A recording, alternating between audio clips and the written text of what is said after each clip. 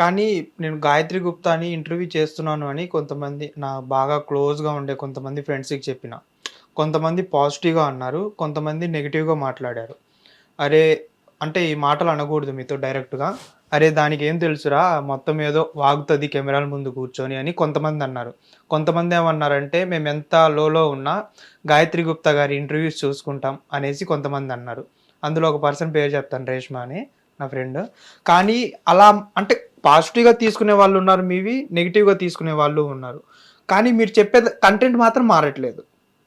ఎందుకు ఒక పర్సన్‌కి అలా అర్థమవుతుంది. ఇంకొక పర్సన్‌కి ఇంకో వేలో అర్థమవుతుంది. ఎందుకు? దానికి రీజన్ ఏంటి అసలు? ఇప్పుడు అంటే అర్థం చేసుకునే మైండ్ సెట్టా? లేకపోతే ఏంటి? అదొకటి ఫస్ట్ అయితే. రెండోది ఏంటంటే మనకి ఇప్పుడు జ్వరం వస్తే ఒక సార్ట్ ఆఫ్ బాడీ పెయిన్స్ వస్తాయి. అవును. క్యాన్సర్ వస్తే ఒక సార్ట్ ఆఫ్ బాడీ పెయిన్స్ వస్తాయి. ఆ క్యాన్సర్ వచ్చినప్పుడు వచ్చే నొప్పి ఆడికే తెలుసు, డాక్టర్ కొద్దో గొప్ప తెలుసు. ఒక జ్వరం వచ్చినోడి నొప్పి, క్యాన్సర్ వచ్చినోడి నొప్పి వేరే వేరే ఉంటాయి. సో ఇప్పుడు నేను క్యాన్సర్ వచ్చిన నొప్పి గురించి మాట్లాడుతున్నాను అనుకో, జ్వరం వచ్చిన నొప్పి అర్థమైన మనిషికి ఈ నొప్పి తెలీదు. వీడికి ఎంపతి లేదనుకో, ఆడికి అసలు ఈ నొప్పి ఓవర్ చేస్తుంది ఏమే అంటారు. నొప్పి అనుభవించినోడికే తెలుస్తుంది. సో జీవితంలో ఎవరైతే నొప్పి అనుభవించి బాగుపడాలి, బయటపడాలి అనుకుంటున్నారో వాళ్ళకి నా మాటలు అర్థమవుతాయి. ప్రివిలేజెస్లో పెరిగి ఈగోలో బ్రతుకుతూ కష్టం అనేది ఎక్కువ చూడని వాళ్ళకి నా మాటలు అర్థం కావు. అంటే చిన్నప్పటి నుంచి సుఖానికి అలవాటు ఎంతో కొంత కంఫర్ట్ జోన్ ఉండడం వల్ల, ప్రివిలేజెస్ లో పెరగడం వల్ల నా మాటలు అర్థం కావు. ఇంకొకటి మీరు అన్న దానికి చిన్న ఎగ్జాంపుల్ చెప్తా. అంటే పెయిన్ అన్నారు కదా, దానికి నేను రీసెంట్గా ఒక హాస్పిటల్కి వెళ్ళిన. ఒక లేడీ ఇలా డెలివరీ కోసం వచ్చారు. ఏముంది లేరా, కొంతమంది మాట్లాడుకుంటున్నారు. ఏముంది లేరా బొక్క, ఏముంది జస్ట్ అలా వెళ్ళేసి ఇలా వచ్చేస్తారు అని సింపుల్గా అనేసారు. ఎగ్జాక్ట్లీ, ఎంపతి లేకపోవడం. ఇంకొకటి ఇప్పుడు ఓకే ఇవన్నీ వదిలేసండి, ఇంకా ఎక్కడ మాట్లాడుతూనే ఉన్నారు. మూవీస్ గురించి మాట్లాడుకుందాం కాసేపు సరదాగా. అసలు మూవీస్ చెయ్యాలని ఉందా, చేయకూడదని ఉందా మీకైతే? మూవీస్ అనేది నేను ఒక ఆర్టిస్ట్. ఓకే, నేను ఆమె స్టోరీ టెల్లర్. నా దగ్గర డబ్బులు ఉంటే సినిమా తీసి సినిమాలో చెప్తా కథ, లేదంటే ఇలా కూర్చొని ఇక్కడ చెప్తా కథ. కథ అయితే చెప్తా. అది నా కథ చెప్తానా, నేను ఒకటి రాసి చెప్తానా అనేది నా అర్హత బట్టి, నా పరిస్థితుల బట్టి, నా స్తోమత బట్టి ఉంటాయి. So I can't stop telling. అది డబ్బులు వస్తే మూసుకొని ఇంటర్వ్యూలు కాకుండా సినిమాలలో చెప్తా. ఛాన్సెస్ ఎందుకు రావట్లేదు గాయత్రి గుప్తా గారికి అంటే సమాధానం ఏం చెప్తారు? ఇప్పుడు మీరు అన్నారు ఇందాక, నేను మాట్లాడితే కొంతమందికి నచ్చను, కొంతమందికి నచ్చుతాను. ఇండస్ట్రీలో అలా నచ్చని వాళ్ళు ఎక్కువ మంది ఉన్నారు కాబట్టి ఛాన్సెస్ రావు. ఓకే, ఓవరాల్ మీ ఒపీనియన్ ఏంటి అంటే ఇండస్ట్రీలో స్ట్రైట్ ఫార్వర్డ్ గా ఉంటే మనకి ఏమి రావు. ఆడది అంటే ఒంగాల మాట్లాడొద్దు, సైలెంట్ గా ఆబ్జెక్టిఫై అవ్వడానికి రెడీ ఉండాలా, ఒపీనియన్స్ ఉండొద్దు, ఏం చెప్తే చేయాలా, అంటే రావాలి, నువ్వు జస్ట్ పప్పెట్లా ఉండాలి, ఎక్కువ మాట్లాడకూడదు, ఎక్కువ ఒపీనియన్స్ ఉండకూడదు. అవన్నీ ఉండాలంటే మీ అయ్యా పెద్ద స్టార్ అయి ఉండాలా, లేదంటే ఫుల్ పైసలు ఉండాలి. అవి లేకపోతే మూసుకొని కూర్చో. మనతో కావు. ప్రెజెంట్ ఏమన్నా ఛాన్సెస్ వస్తున్నాయి కానీ ఇండిపెండెంట్ సినిమాలు వస్తాయి, పెద్ద సినిమాలు రావు. మరి ఈ సినిమాలు వదిలేసి సీరియల్స్ సైడ్ ఏమన్నా ట్రై చేయొచ్చు కదా? అంటే నేను బిగ్ బాస్ కేసు పెట్టిన తర్వాత టీవీ వాళ్ళు కూడా ట్రిగర్ అయిపోయారు. అవునవును, ఈ క్వశ్చన్ అడుగుదాం అనుకున్నా. బిగ్ బాస్ కి అసలు మీకు ఎక్కడ అసలు ఎందుకు బిగ్ బాస్ మీద ఎప్పుడు చూసినా రెచ్చిపోతానే ఉంటారు? నన్ను రెచ్చగొడుతూ ఉంటారు. నేనేం రెచ్చిపోను, నేను అసలు రెచ్చిపోను. నేను చాలా శాంతమైన మనిషిని. నా దగ్గర ఒక పెద్ద లొల్లి వచ్చినా అని కూర్చొని రాబోయే మాట్లాడని చెప్పే మనిషిని నేను. ఇంకొకటి బేబీ మూవీ ఫస్ట్ మీకే వినిపించారు అని కూడా విన్నాను. బేబీ మూవీ కాదు, ప్రేమించొద్దు అనే సినిమా నా ఫ్రెండ్ షిరింది. సో ఆ షిరిన్ సినిమా వీళ్ళు ఎత్తేసారు. బేబీ మూవీ ఎత్తేసారు, మొత్తం ఎత్తేసి అవార్డ్స్ రివార్డ్స్. దాని మీద ఇంకా కేసు నడుస్తూనే ఉందా? అది ఇంకా ఇన్ని ఇయర్స్ అయ్యి ఇన్ని అవార్డ్స్. జస్టిస్ సిస్టమ్ స్లో కదా, జర టైం పడుతుంది. ఫస్ట్ ఎవిడెన్సెస్ కలెక్ట్ చేయడానికి టైం పట్టింది. ఇప్పుడు ఆల్రెడీ ఆ మూవీ రిలీజ్ అయింది కదా మీరు చెప్పిన మూవీ. అవును, అమెజాన్ లో చూడండి. ఇప్పుడు ఇది కూడా రిలీజ్ అయింది. ఆల్మోస్ట్ 2 years దాటేసింది కదా బేబీ మూవీ రిలీజ్ అయ్యి. Correct, 2 years.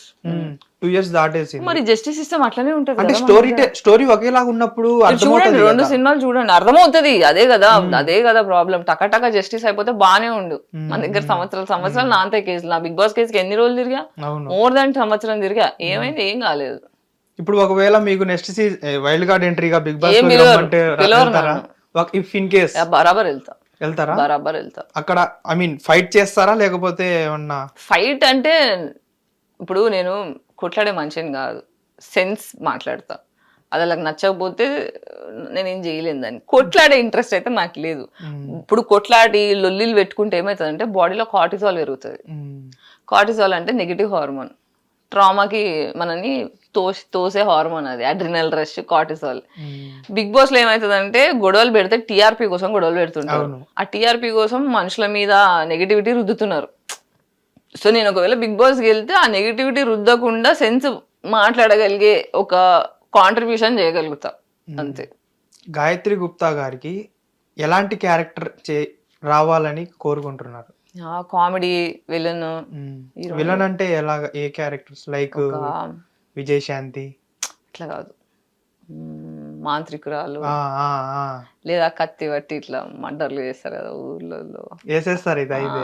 కానీ ఇప్పుడే కొట్లాడలేనా అనేసి అంటున్నారు. సినిమాలో అయినా కానీ కత్తి తిప్పడం రావాలి, నేర్చుకుంటే ఎంతసేపు. నేను కరాటే కిడ్ని. అయితే జాగ్రత్తగా ఉండాలి. అయితే ఉండాలి, ఎవరైనా జాగ్రత్తగానే ఉండాలి, నాతోనే కాదు. ఇంకొకటి చూసుకుంటే ఇప్పుడు గాయత్రి గుప్తా గారు ఎలాగైతే జనాలకి మోటివ్ లాగా లేకపోతే ఎలా అయితే చెప్తున్నారో, అలాగే ఇంకొక పర్సన్ ఉన్నారు, కడలి సత్యనారాయణ. తను కూడా చాలా నీట్గా ఎక్స్ప్లెనేషన్ కానివ్వండి, తను కొన్ని బుక్స్ రాశారు. ఆ బుక్స్లో కొన్ని లైన్సే చదివాను, ఎక్కువేం చదవలేదు. కానీ తను చెప్పే విధానము అవన్నీ చాలా నీట్గా ఉన్నాయి. మీరు ఎలాగైతే చెప్తారో, అంటే మీరు ఇప్పుడు ఓపెన్గా చెప్పేశారు పీరియడ్స్ గురించి కానివ్వండి, లేకపోతే సెక్స్ గురించి కానీ, తను ఓపెన్గా డ్రెస్సింగ్ గురించి ఆ స్టైల్ మొత్తం చెప్పేస్తారు. కానీ చాలామంది ఆవిడ్ని కొన్ని పాయింట్స్ వల్ల, 2 పాయింట్స్ వల్ల నెగిటివ్గా పోర్ట్రే చేయడం స్టార్ట్ చేశారు. ఎందుకు అసలు అది? అమ్మాయి ఇంటెలిజెన్స్ ఇంటిమిడేటింగ్ ఉంటది అబ్బాయిలకి, అది అబ్బాయిలకు కాదు, పేట్రియార్కల్ మొగోళ్ళకి ఆడదాని ఇంటెలిజెన్స్ ఎప్పుడు ఇంటిమిడేటింగ్ ఉంటది. దట్ ఈస్ వై డిఫెన్స్ లో అబ్బాయిలు అందరూ. ఆల్మోస్ట్ కడలి సత్యనారాయణ గారు స్క్రీన్ మీదకి వచ్చి 2 months 1.5 months అవుతుంది. ఇది ఈ హేట్ పాయింట్స్ వల్ల. ఇప్పుడు ఒకవేళ వీళ్ళన్న మాటలకి కడలి అనే అమ్మాయి చాలా సెన్సిటివ్ అయితే సూసైడ్ చేసుకుంటే దానికి రెస్పాన్సిబుల్ ఎవరు తీసుకుంటారు? ఎగ్జాక్ట్లీ అమ్మాయి వెళ్ళి ఎవరు పర్సనల్ లైఫ్ లో అటాక్ చేసిందా, ఎవరు నన్ను పిలిచి నువ్వు ఎర్రి పుష్పానివి అని అలా ఎవరు నమ్మలేదు కదా. ఆమె బాధ్యత ఆమె చెప్పుకుంది, అది కూడా తప్పే. అంటే ఇంకా మన ఇంటెలిజెన్స్ ఎక్కడ ఉందో మనం ఆలోచించుకోలేదు సొసైటీ. ఓవరాల్ గా మీరేం అసలు కడలి సత్యనారాయణ గురించి మీరేం మాట్లాడతారు? కడలి సత్యనారాయణ మీకు కొంచెం క్లోజ్ అని తెలుసు నాకు కూడా, మీరేం చెప్తారు తన గురించి చెప్పాలి అంటే? చాలా స్ట్రగుల్ అవుతుంది లైఫ్ లో. ఒక అమ్మాయి అంతా వచ్చి పబ్లిక్ గా కూర్చొని అంత డీటెయిల్ గా మాట్లాడుతుంది అంటే తన చుట్టూ తనని అర్థం చేసుకునే వాళ్ళు సరిగ్గా లేరు. ఈ విషయాలు అందరూ అర్థం చేసుకోవాలి, ఆలోచించాలి అనే పాయింట్స్ మాట్లాడుతుంది తను. ఇప్పుడు నేనే ఎందుకు మాట్లాడతా? బికాస్ అందరికీ అర్థమైనా కాకుండా ఎంతో కొంత మార్పు కోరుకుంటున్నాం. అండ్ ఆ మార్పు జరగడానికి కావాల్సిన భాష, తెలివి, మాట్లాడే తెలివి, రైటింగ్ స్కిల్స్ ఉన్నాయి కాబట్టి we try to come and talk. So that డిఫెన్స్లో కాకుండా అరే బై ఇట్లా ఆలోచించి చూడండి, ఓకే మీ ఈగో మీకుంది నేను ఒప్పుకుంటా, కానీ can you think like this, can you think from our perspective, మాకు ఇలాంటి ప్రాబ్లమ్స్ వస్తాయి ఎప్పుడన్నా ఆలోచించి చూడండి అని పెట్టింది. వచ్చి ఇంకా డిఫెన్స్లో వెళ్ళిపోతున్నారంటే అంతే. ఇంకా కడలి చెప్పే వాట్స్ ఉంటాయి కదా, చాలా మెచ్యూర్గా మాట్లాడుతూ ఉంటుంది తను. మాట్లాడే మాటలు కూడా అంటే తను నేనేం వేసుకుంటే మీకు ఎందుకు రాబోయి, అది నా లైఫ్ స్టైల్, నా ఇష్టం, నా ఇంట్లో వాళ్ళకి లేని నొప్పి మీకు ఎందుకు అనేసి కొంచెం పాజిటివ్గా మాట్లాడతారు. అంటే ఇప్పుడు మీరున్నారు గాయత్రి గారు ఇలా ఉండడం మీరు నాకు నచ్చలేదు అంటే నువ్వు ఎవరాబాయి నాకు చెప్పడానికి సింపుల్గా అంటారు. అదే నేను మీ అన్ననో మీ తమ్మున్నో లేకపోతే ఫర్ ఎగ్జాంపుల్ మీ ఫ్రెండ్నో అయితే అరే అలా కాదురా నచ్చ చెప్పడానికి ఉంటుంది మీరు, అంతే కదా. కానీ తను అలా చెప్పడం కూడా తప్పైపోతుందా అనేది తీసుకుంటుంది సొసైటీ. అంటే ఒక మనిషి ప్రతి ఒక్కరికి ఎక్స్ప్లెనేషన్ ఇవ్వాల్సిన అవసరం లేదు కదా. ఇప్పుడు మనకి ఫ్రీడమ్ ఆఫ్ స్పీచ్ అనేది ఒకటి ఉంది, ఎక్స్ప్రెస్ చేసే హక్కు మనకు ఒకటి ఉంది. మనకు ఒక బాధ అవుతున్నప్పుడు ఎక్స్ప్రెస్ చేసింది. ఇప్పుడు అబ్బాయిలు ఇంత డిఫెన్స్ లో అంటున్నారు, there are so many women that are supporting her, వీడియోలు చేసి పెడుతున్నారు, అవి కూడా చూస్తున్నారు కదా మీరు. అంటే ఒక అమ్మాయిని అబ్బాయిలు అర్థం చేసుకోలేకపోతున్నారు కానీ సాటి అమ్మాయిలు అర్థం చేసుకోగలుగుతున్నారు కదా. అమ్మాయిలు ఇప్పుడు మీరంతా కడలి గురించి అబ్బాయిల రియాక్షన్లు ఒకలా ఉంటే అమ్మాయిల రియాక్షన్లు కూడా ఒకలా ఉన్నాయి. అమ్మాయిలో కూడా నెగిటివ్ గా అనే వాళ్ళు కూడా చాలా మంది ప్రివిలేజెస్ లో ఉన్నారు. నొప్పి చెప్పాను కదా, ఒక క్యాన్సర్ నొప్పి వచ్చినోడికి గురించి జ్వరం నొప్పి తెలిసినోడు మాట్లాడకూడదు, క్యాన్సర్ నొప్పి వచ్చినోడు గురించే మాట్లాడాలి. ఎవరి నొప్పి ఆడది. సో వీడికి ఎంపతి లేదు అంతే. ఓకే గాయత్రి గారు, నా కోసం ఇంత టైం కేటాయించారు మీరు.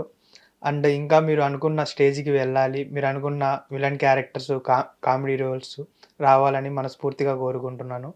ఎవరు ఎన్ని అనుకున్నా కానీ మీరు చెప్పాలనుకున్నది స్ట్రైట్ ఫార్వర్డ్గా చెప్పాలని కూడా అనుకుంటున్నాను. Thank you. Thank you so much. ఇది గైస్ ఈరోజు ఇంటర్వ్యూ. మరో ఇంటర్వ్యూతో మళ్ళా కలుద్దాం. చూస్తూనే ఉండండి హిట్ టీవీ.